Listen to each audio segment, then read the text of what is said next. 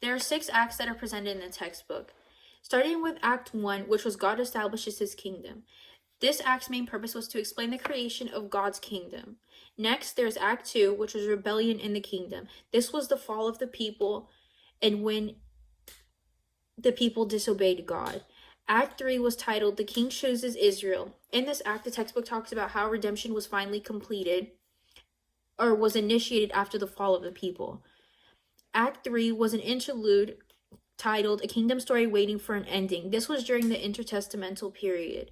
Act 4 was the coming of the king. This act was meant to explain the redemption that was finally accomplished. Act 5 was spreading the news of the king. This was about the mission of the church and what a church really is and what is considered a church. The last act was Act 6, which was called The Return of the King. This is when redemption was finally completed. In the biblical narrative, there are many themes that go on. So the smaller themes would be God and his creation, and then bigger themes or vague themes would be judgment, provision, and deliverance. The Bible is what shows how much God has power and the amount of love, mercy, and faithfulness God shows to people. At the beginning of the biblical narrative, we see people who constantly rebelled against God's words and they had trouble following what God spoke to them. And throughout the narrative, we notice the change in man and we see redemption and the new life that would come. What's all the time in redemption entail, you might ask? Redemption includes a time of forgiveness and reconciliation with the works of God.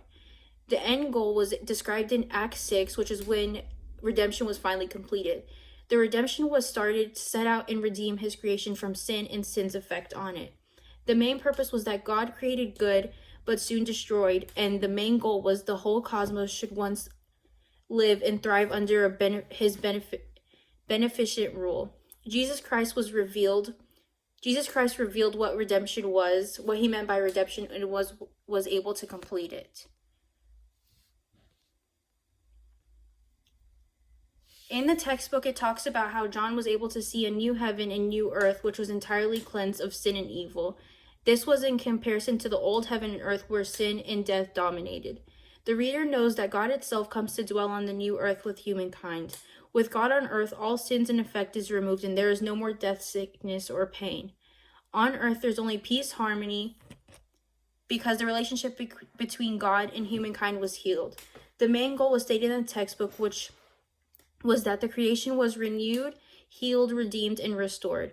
It was described that the curtains of God's heavenly throne room were pulled.